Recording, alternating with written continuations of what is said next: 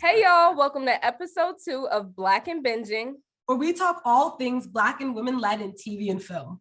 We're your girls, Ronnie and Joy, and on today's episode, if you're Black, you should have binged Harlem. We're talking about episodes 1 through 4 today with some popcorn. So today I am eating Boom Chicka Pop. Oh, can we see it? Sweet and salty kettle corn. Oh my gosh. What popcorn do you have today, Ronnie? Still lame. I need to get my popcorn up. It's pop secret. That's some good popcorn still. I mean, yeah, it's good. It'll do for episodes 1 through 4. When we get to the latter half of Harlem, I'll step my game up. Those of you guys that don't know, Harlem is one of Amazon Prime's latest show, and it's centered around 4 Black women, Camille, Ty, Quinn, and Angie. And we get to see how they interact professionally with their love lives, friendships, and the most important part, navigating the gentrification that's happening in Harlem. So with that, let's get started with episode 1. Let's do it. Also, this is a Megan Good production. We just got to throw that in there. Megan Good is all up in this. So, okay. So first thing that happens in this episode, they have this, the storyline of the Masua tribe of women, which is a society where a man is never the boss. So they kind of start the episode with that.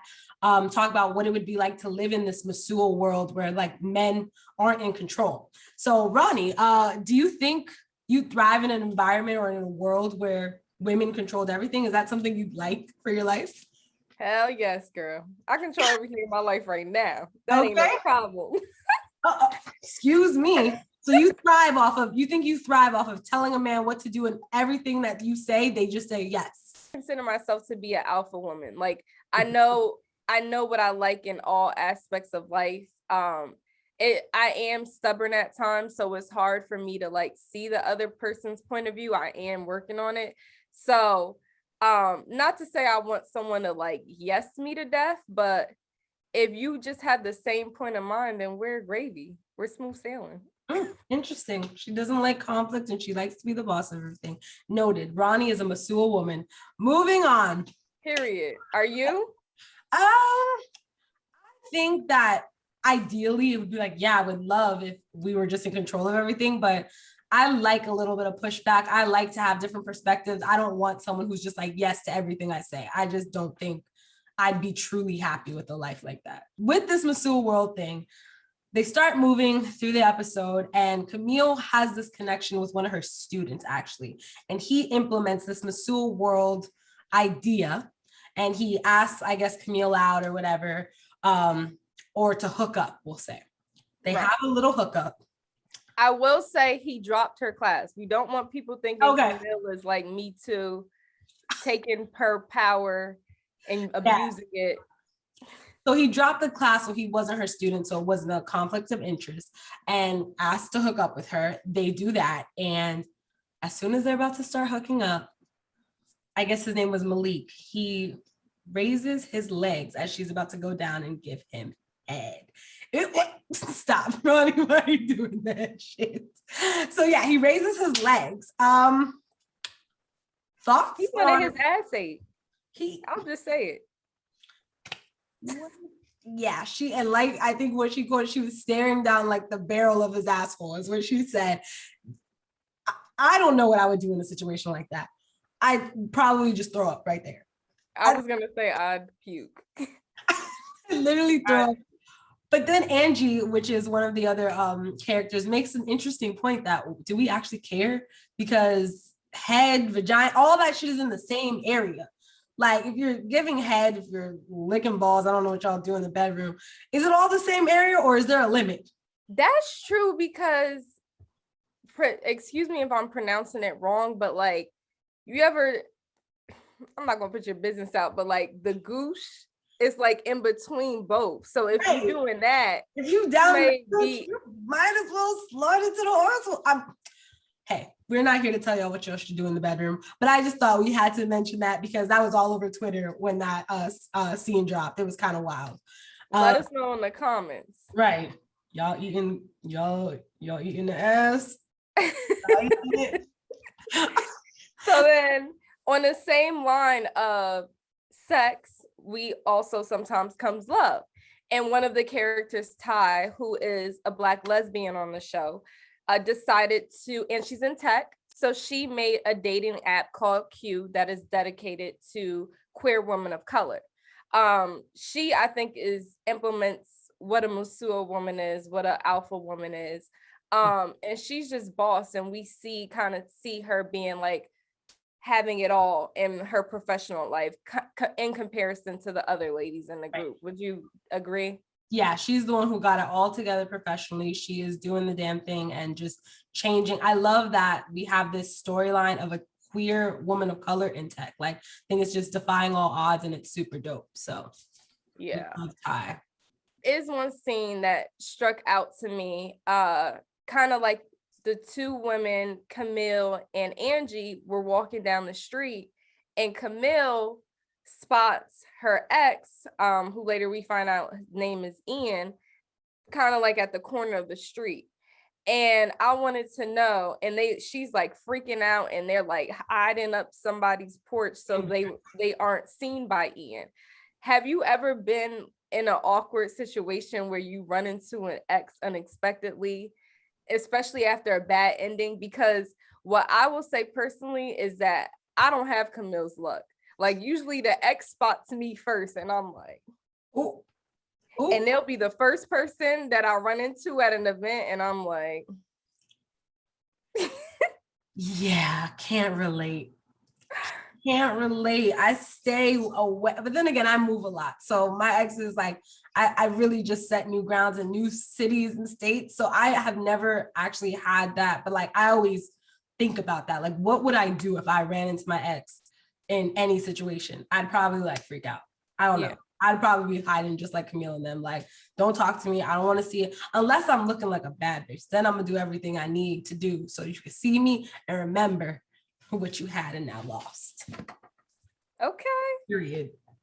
So yeah, that's awkward, but moving on. So we've talked about Ty, we've talked about Camille running into her ex. Then we're gonna start talking about a little bit about Angie and Quinn. So Angie has this really fun, loud personality, just super outgoing. She just says whatever's on her mind. But then we have Quinn, who is more of a desperate, I need love, and I want a man to pay attention to me. And she has this scene where she has this horrible date. Like, in the club, gets stood up by a man. He takes her purse. She loses everything in Long Island, and it's horrible. Ronnie, you have any weird or crazy date stories like that where a man stands you up? I don't have one where no, I probably had some where they stand me up, but it's not like we never actually went on the date. Like, they'll like flake prior to. But when I saw that scene, and my heart went out to Quinn, because her and Angie had gotten into a little like argument. So she stood her ground and was like, I'm not going to show you that I'm like some privileged girl. Child, she slept on a bench on Long Island. They live in Harlem. The name of the show is called Harlem. Okay. But one horrible date story was, the actual date itself was great. And then he invited me to his place afterwards. And I was like, okay, like, great conversation. I didn't get the vibe that he was gonna like do anything I wasn't comfortable with doing. Honey, long story short, place was a hot ass mess. Gross.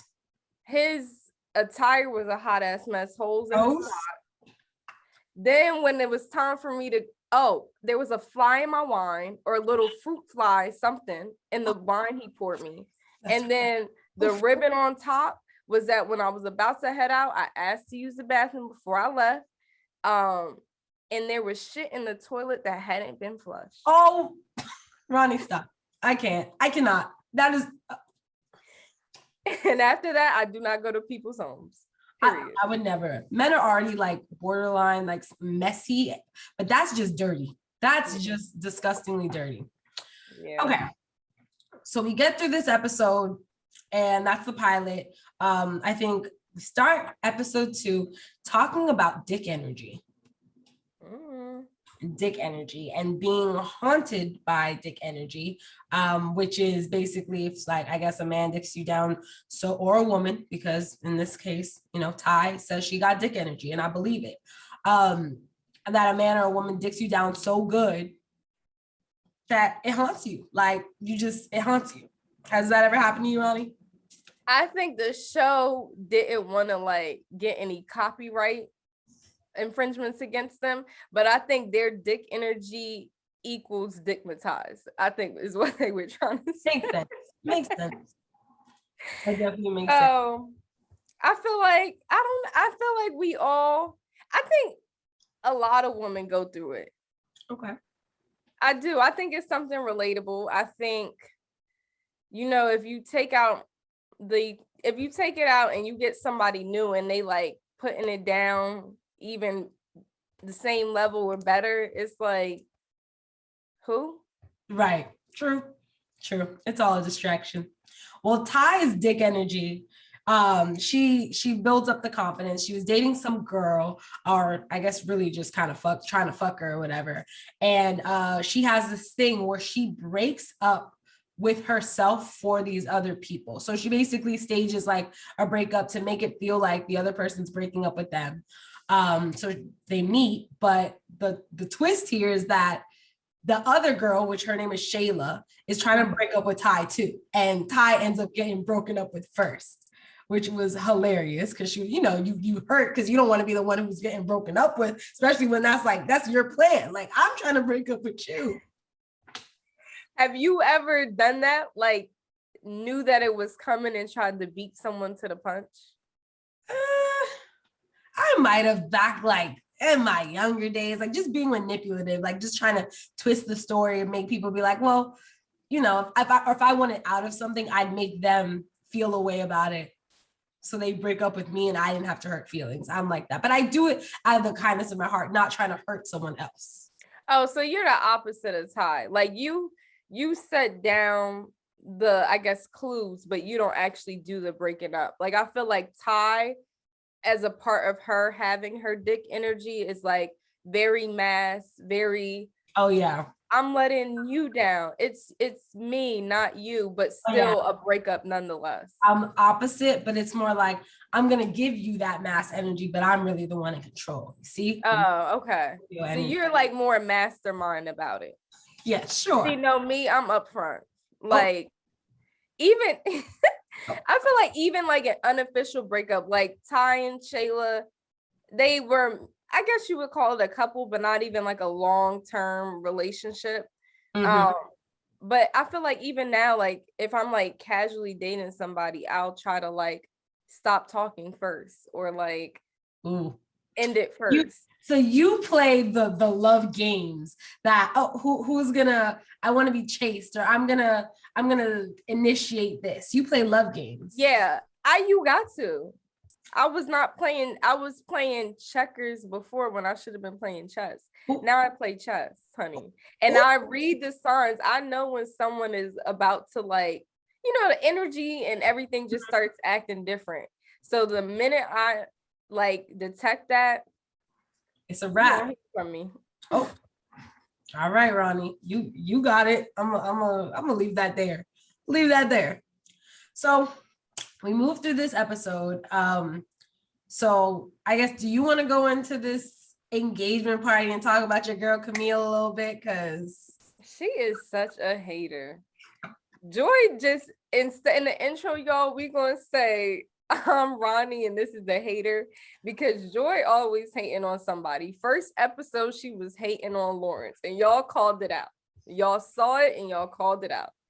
How she hating on Camille, Megan Good's character in this series? That's the main person. I love me some Megan Good, but Camille, honey, is a mess, a whole mess. So a large part of episode 2 is that Camille gets invited to her friend Britt's engagement party. Britt and Paul are getting married. The catch to that is, who introduced Britt and Paul? Camille and her ex Ian.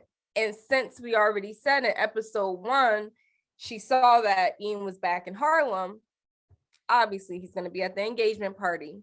So unlike the first episode when she didn't mean to spot him on the sidewalk, now she knows that she's about to see her ex, and she's bringing it. Like, she's trying on outfits, she's practicing what she's gonna say, and then when they finally do run into each other at the party, she says the most awkwardest thing, but Joy thought it was hilarious. I did think it was hilarious. I low-key with a coin, like, I love that coin term. She says, what did she say? So she shakes his hand, or they have this awkward moment. She's like, I don't know the proper etiquette because, get it, we're exes.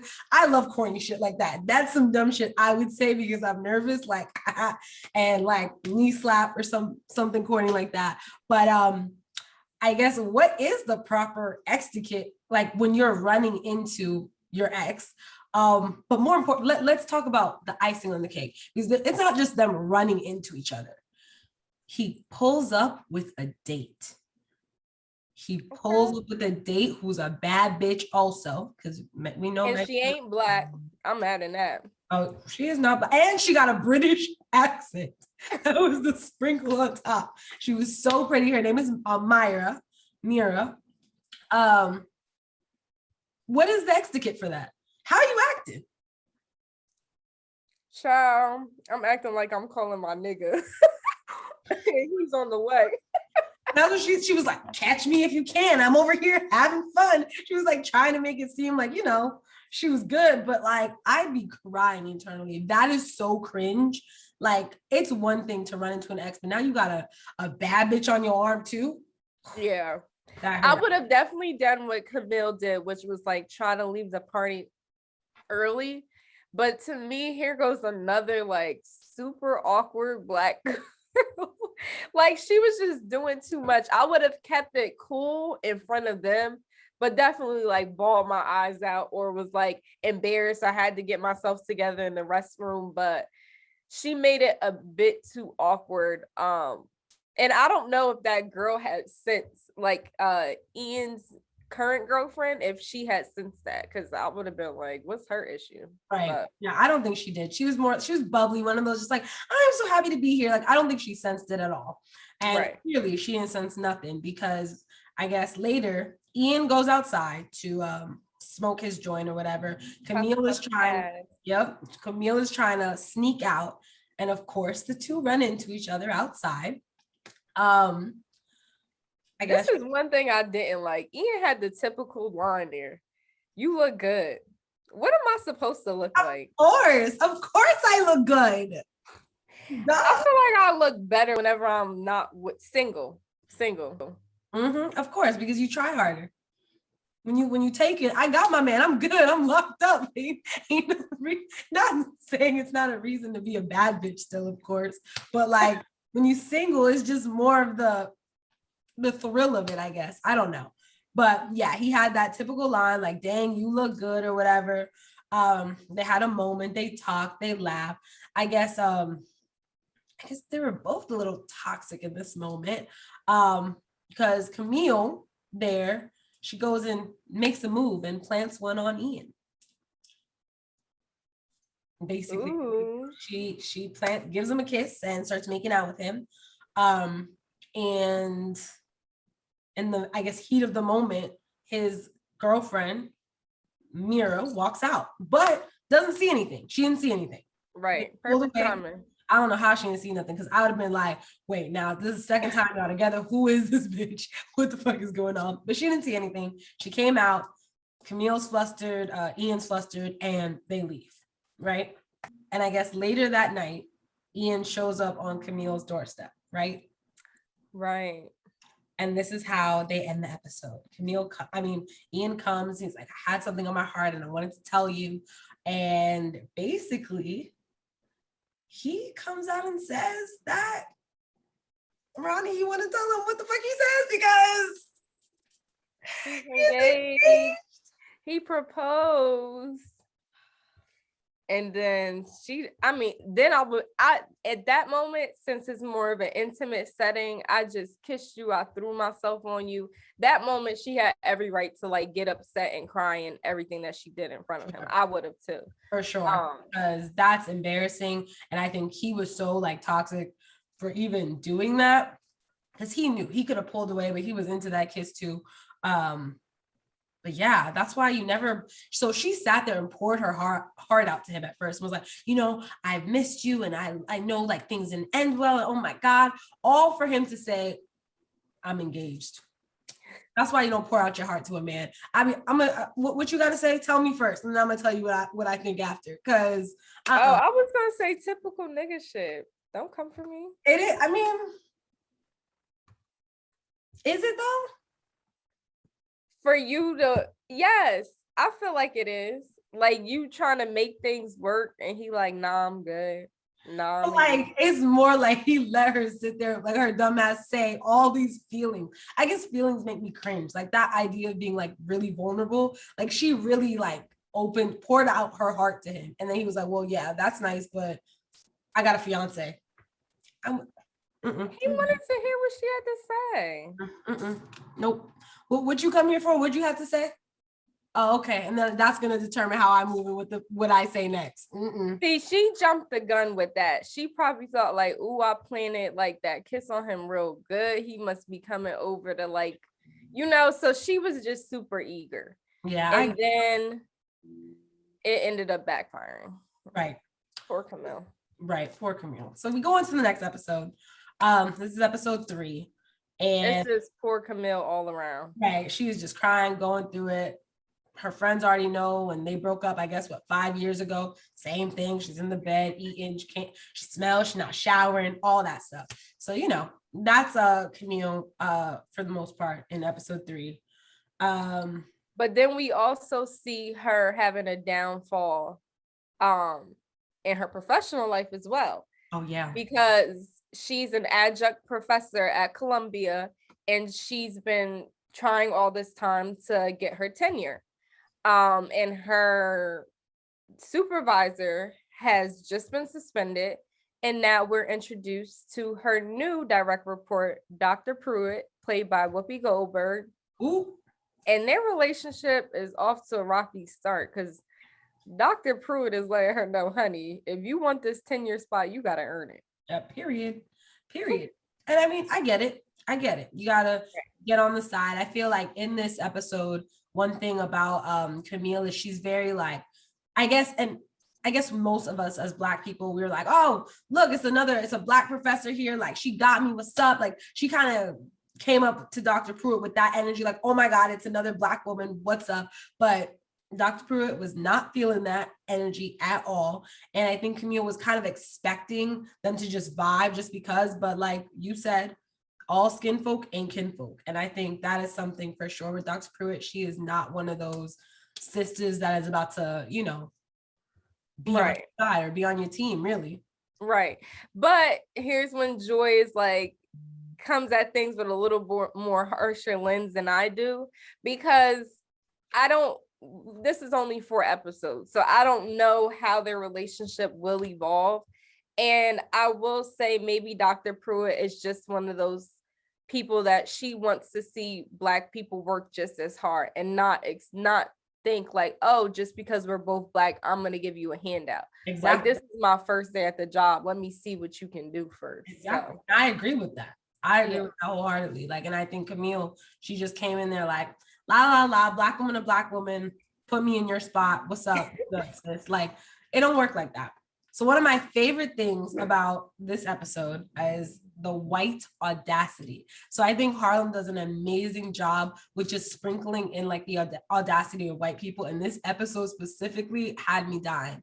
So I'm going to let you speak on Anna and Ty, but my thing where I was literally like, white people are literally like this was when, so there was a professor and they're sitting there, they're talking about him getting a DNA test and that he was 3% Japanese.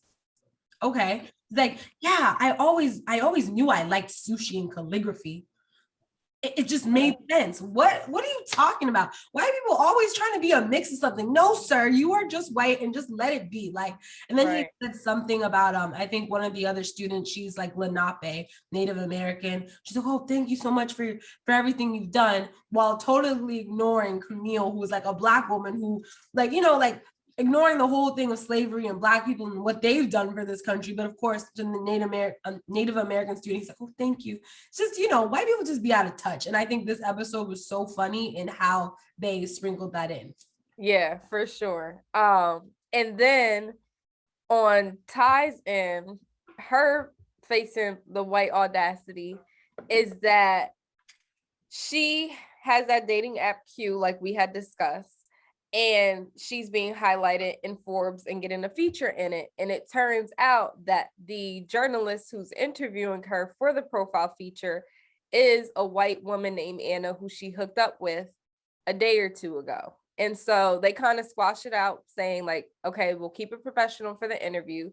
But it seems like Anna is being a little shady and throwing them digs during the actual interview, questioning whether her app is inclusive or not because it only focuses on Black queers, and then asking her about interracial dating, in which she was basically telling Ty that for you to say you'd have sex with a white woman but not date a white woman, that's okay for your book. But if I were to say that I'd only have sex with a Black woman but won't date a Black woman, I'm fetishizing Black women.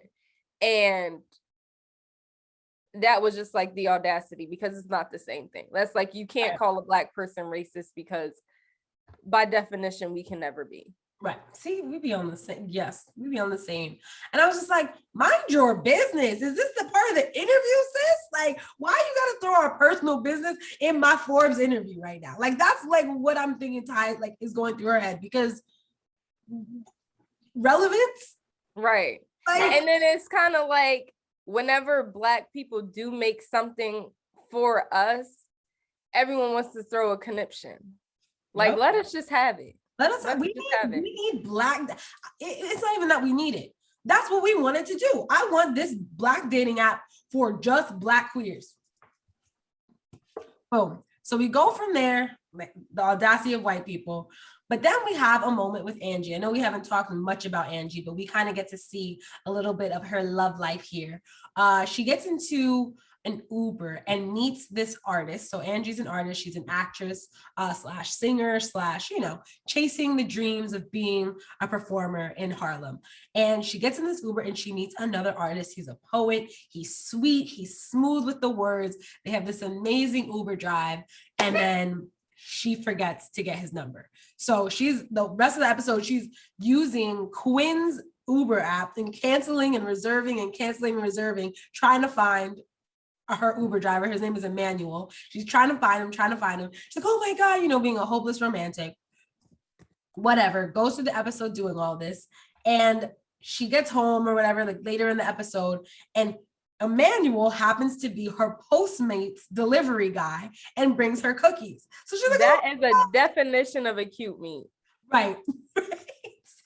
A meat cute meat, whatever it's called. Whatever. But it definitely came back to her and she deserved. I was like, I love that for you, sis. And of course, you know, Angie, she's wild. She was like, well, she wanted to go fuck him in the car. So what did they go do? Fuck them in the Uber that they drove around in all day.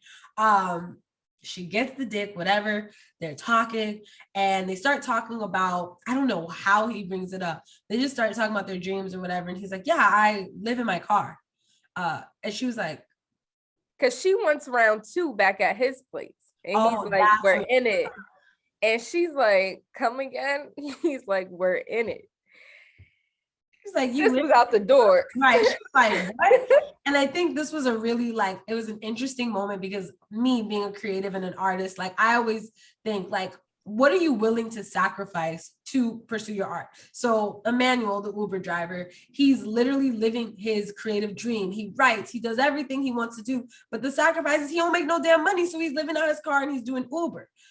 Angie, on the other hand, she's like, I'm not taking this job, that job. I'm just going to live off my best friend's couch. I don't really care.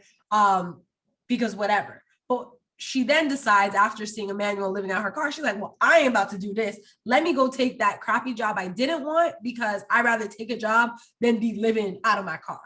So I guess it's just an interesting thing. Like, what are you willing to sacrifice for a job? Or are you willing to take on a shitty job just for survival purposes?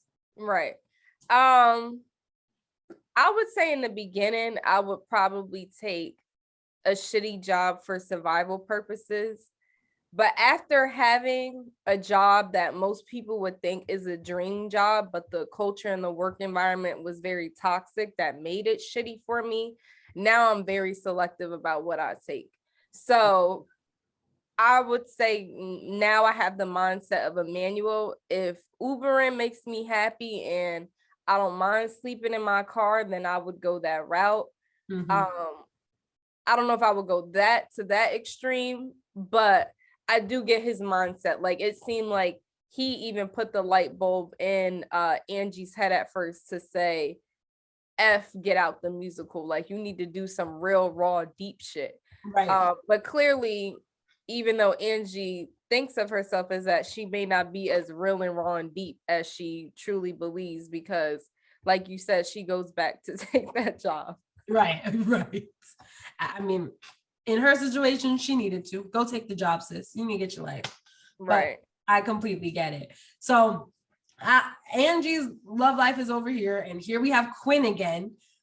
Poor desperate Quinn is back on the prowl for her man, and she's been talking to this guy on this Prestige app, and he's perfect. He writes all day. He's doing everything that she needs him to do, but they haven't met or FaceTimed yet. So in this episode, we finally see that this guy, white guy, FaceTimes him, and he's real, he's cute, and he's like, are you down for a date? And she's like, oh, yes, you know, just eager and desperate. Oh my God, so embarrassing. And she's like, well, it's like before he could even ask the question, she's like, yes, I love that.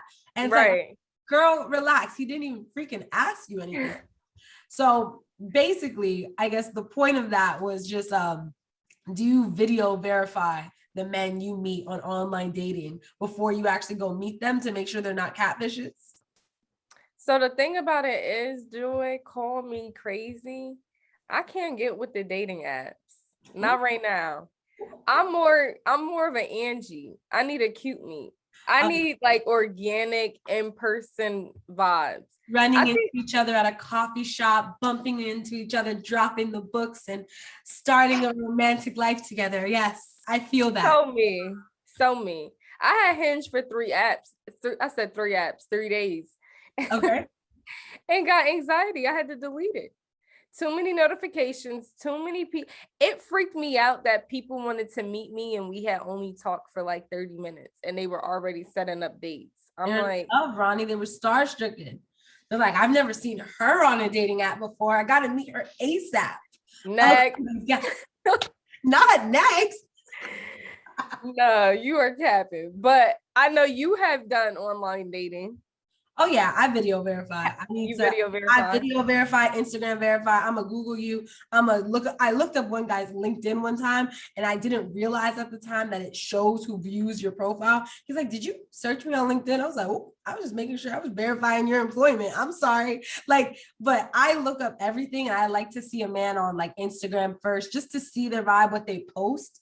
Make sure they're not a serial killer. Not that, I mean, Instagram, we kind of putting on for the world, but let me just see how you move a little bit before I actually go out with you. But it's a Quinn story. Even after video verifying this man, she still got played. She shows up to the date with this man, and it's a pyramid scheme. There's like 30 other women in the room. He has lobster rolls. He promised her lobster for dinner. He got lobster rolls to give out, and he's talking about making them salespeople for his pyramid scheme.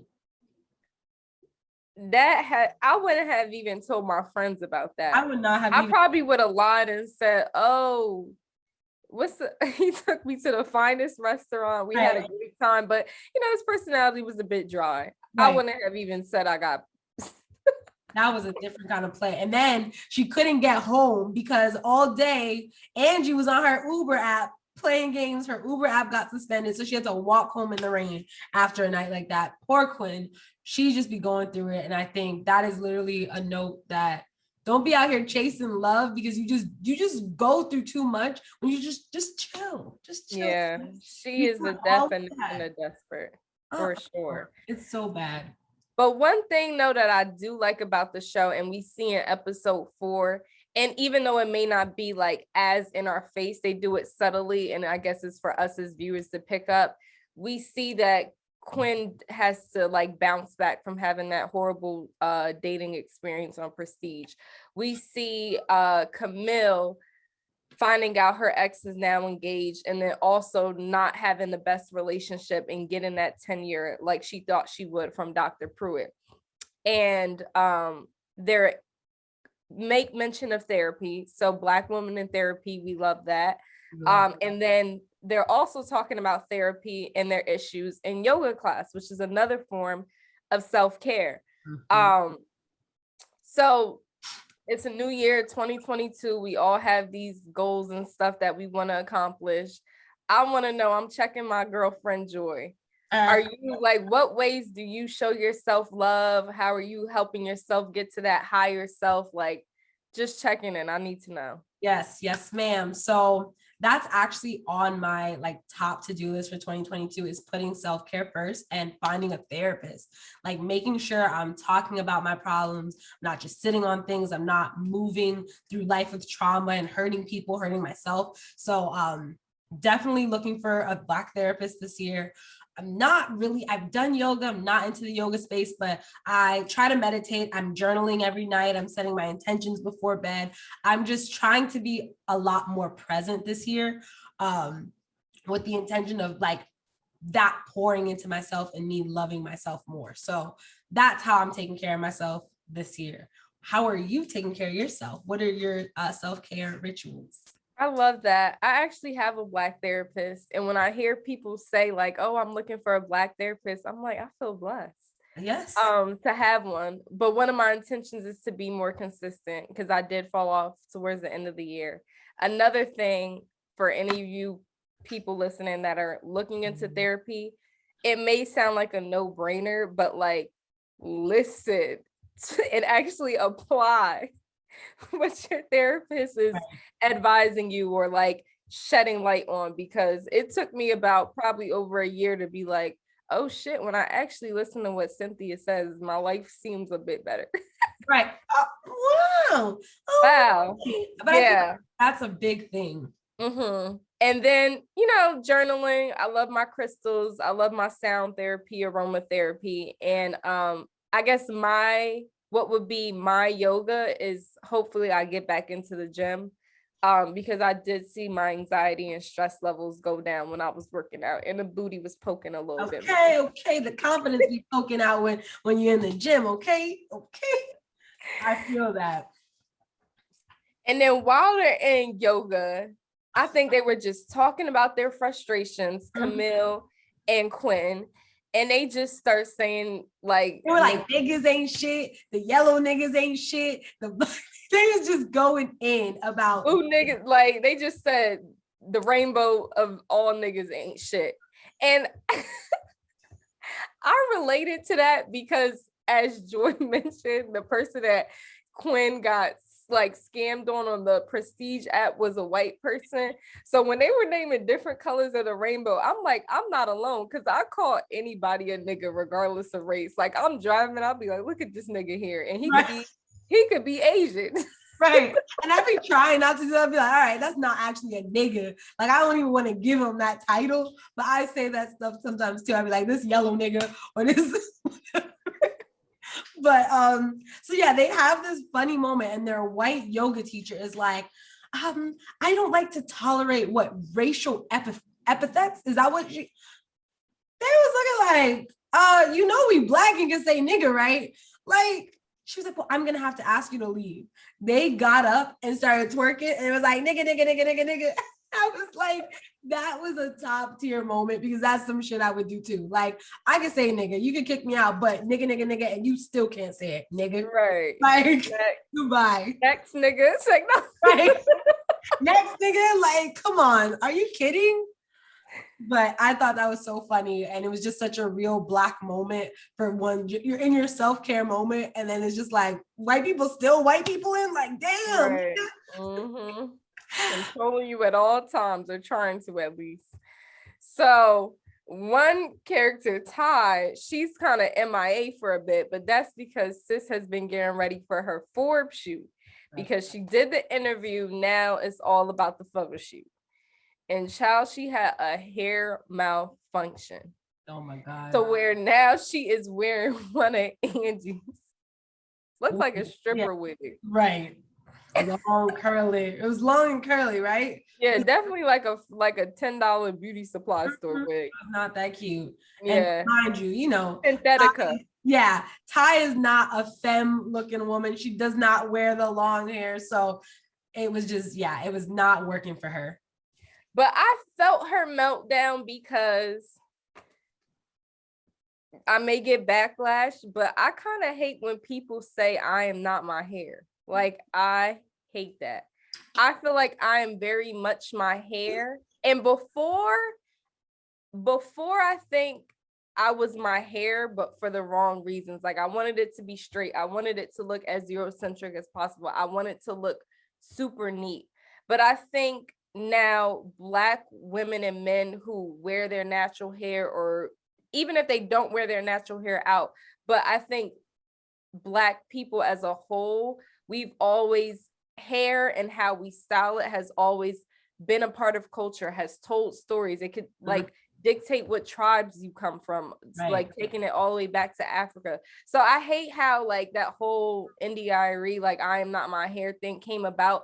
I get the message and meaning behind it, but I also think we are so much our hair, and it can tell someone who we are as a person without even having to utter a word. So I felt for Ty when it's like, here I am, a queer Black woman showcasing my app. There's not many of us in tech, and my barbers fucked me up. Right. Barbers fucked her up. The Black lady fucked her up and put a perm in her hair, and then it was all straight, and it was a mess. So, but I feel that statement of the whole I'm not my hair thing, because I feel like hair plays a big part of confidence. It's how you look, it's how you carry yourself. And I think if you are your hair, you are your hair. Your hair does what it does for you. Let it be that. But I think Ty definitely had a little moment. But what made me cringe, and when I mean cringed, you don't have to be your hair, but what we not gonna do is ask a white woman to validate our hair. So Ty is in there, she's having a breakdown, and the white journalist from previously that she had sex with, hooked up with, comes in and is like, oh, I was looking for you, whatever, you're taking so long, but now I see why. You're all glammed up, she got this wig on, whatever. It's like, yeah, she's like telling her I had a hair meltdown, and she gonna rip off her wig in front of this white woman and allow this white woman to validate, oh my God, I love your short haircut. Like, or I love your, what is it? Your big, it almost is like a big chop because she's now bald or whatever. She's like rocking like a Lena Waithe vibe. You know, I love Lena Waithe. So she was given very much Lena Waithe vibe. But what we're not going to do is let a white woman validate that. Right. You couldn't call Camille or call your Black sisters on FaceTime and be like, how do I look? Because that made me cringe. We might not be our hair, but we definitely gonna let sisters validate our hair. I don't want no white woman telling me, oh my God, yes, that's such a look. Yeah. No, I feel that. They can only tell me it's a look when I know it's a look. Bottom line is, if I'm not feeling my hair and a white person is telling me, no, it looks so nice, in my head, I'd be like, bitch, you lying. Right. But then you mentioned something earlier that her tape wasn't even fire. So you got this white woman telling me, if Camille would have saw it, or Yo Black or Angie, then I'm like, girl, go tape that up because that don't look good. Yeah. But of course, the white women, they don't know about that. So we just gonna let that rock. But I cringed so hard at that. Cringed so hard at that. Yeah. And so Ty's getting the photo shoot on, and things are looking up for Camille because she was on a panel earlier in the episode with someone else who's also in the same field that she is. And his name is Jameson, and he grows a liking to her and asks her out on a little date. And he takes her to what would you call it? Kind of like a secret Like arcade. secret barcade kind of thing. Yeah. And I think it's cute because they're like having a little friendly competition. I feel like it's first date, you don't really know a person, so you want to make sure like it's not just a formal sit down dinner where you're don't have anything to say to each other. Right. But then one thing popped in my head, and maybe that's me being on TikTok too much. Sometimes the rich Black girl TikTok tries to tell you what's acceptable as a date and what's not. So would you accept an arcade date night as a date, or would you say thank you next? Yes. But then again, I'm super simple in date life. I don't want the flowers and the expensive dinners. Like, I want something that's tailored to like what I like. If it's something small, you could take me to like Piedmont Park, put a blanket out, and we just sit and talk or paint or whatever. Like, something simple to me. It's the thought that counts for me for all dates. I'm just genuinely like that. I don't believe in men having to spend all their dollars on me for a first date because we don't even know if we like each other yet. Like, let's do something simple that we're doing something we like.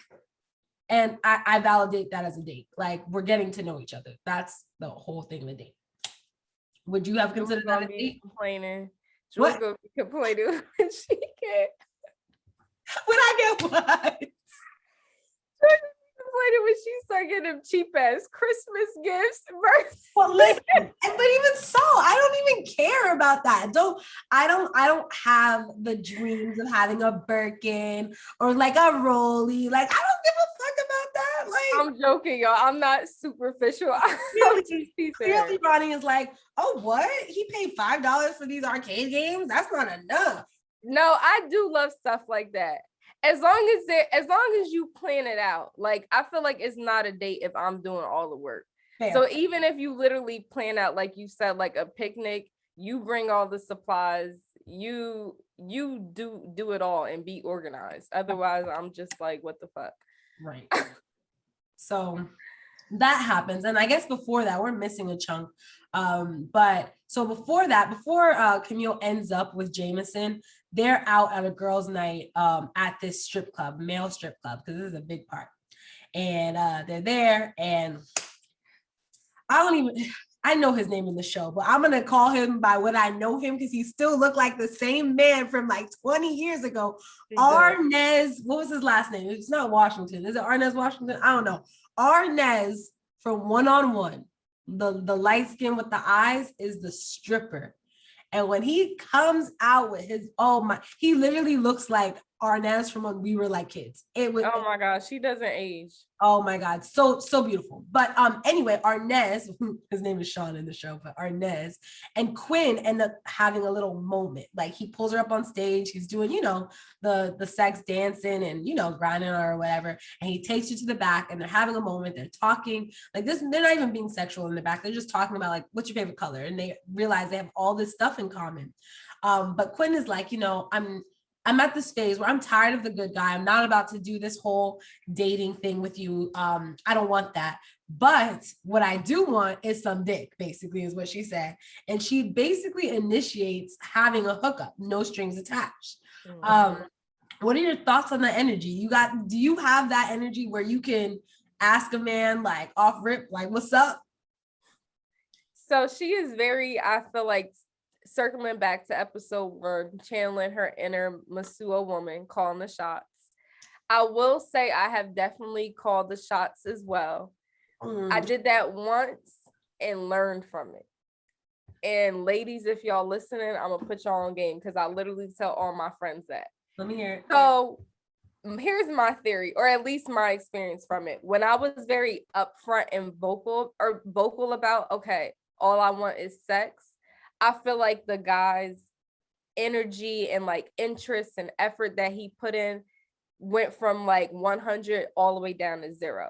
And like, I don't want to just be a call when you have sex. Like, I still want to go out on a date, like still be romanticized.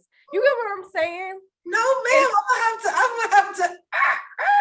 You just said all you want is sex, and now you want the man to put an effort and court you just for some pussy. Like, it's not adding up. Like, why it's not adding up?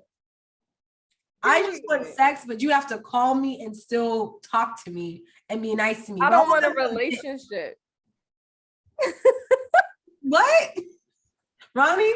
Yeah, let me. Cause what? All I'm saying is, ladies, if you just want sex from a guy, don't say it. Just do the act, because just bamboozle him. Yeah, because it like shoots their ego. You said I said bamboozle them, and you're like, yeah. Yeah, bamboozle them. No, that's fucked up. Ronnie, we gonna have to agree to disagree on this one, because that's Joy playing checkers while I'm trying to teach her how to play chess. How is that checkers? That's just listen. If you just want sex and the nigga stop putting in effort, are you still getting the sex or not? Because that's what you asked for. Now, if you want a man to do a little bit more, it's gonna be more than sex. Like, I feel like that's what happens with us women, that we're like, oh, I just want sex, and then but you want like them to court you a bit and be more, and then they fall in love, and we're like, oh my god, but I just want a dick though. Because now I'm about to Google it. What's that City Girl song? What's the City Girl song? Let me know, because where they teach you that city. So Ronnie's getting her information from the City Girls, just so y'all note that, write that down. Ronnie's a City Girl, and she talking about real ass bitch, give a fuck about a nigga. That's what you think about? That's the song? No. Act up, you can get snatched up. That's the one? God damn. Dip on niggas. Oh, dip on niggas. I feel that energy, but if I'm on that, why does he have to be on, oh my God, let me talk to you, do all this stuff for me? He got that same energy. I'm a fucker, then I'm dipping on sis. I'm dipping on sis, dude.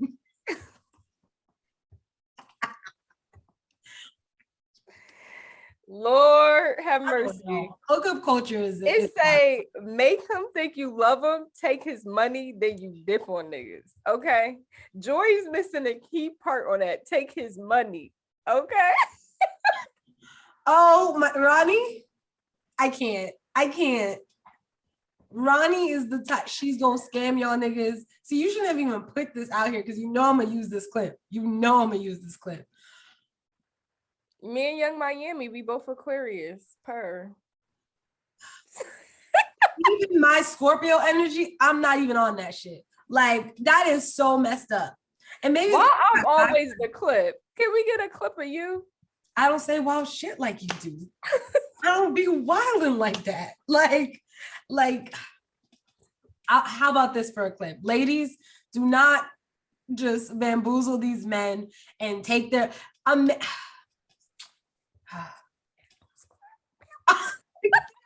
no, do not bamboozle these men. Get what you want. Be a masseur woman. We're gonna tie this back to Harlem. Be a boss woman. Say what you want. Get what you want, and that's that. Now, if you want a man to dick you down and give you that, put that out there. Don't be like, I just want the dick and then expect them to give you the world. No, I want dick and I want this. Let's be friends. Right. That's what a masseur woman would do. Joy is absolutely right. Thank you. I'm just that's just the city girl in me talking. Right. But that when you start acting up, dip on niggas. Yeah. So I'm very interested to see what Quinn does, and if they actually, because it's very unlike her. I feel like what we know of her character so far to have a one night stand. Right. So I'm very interested to see what happens in episode 5. Right. But 1 through 4, I feel like has been super interesting so far.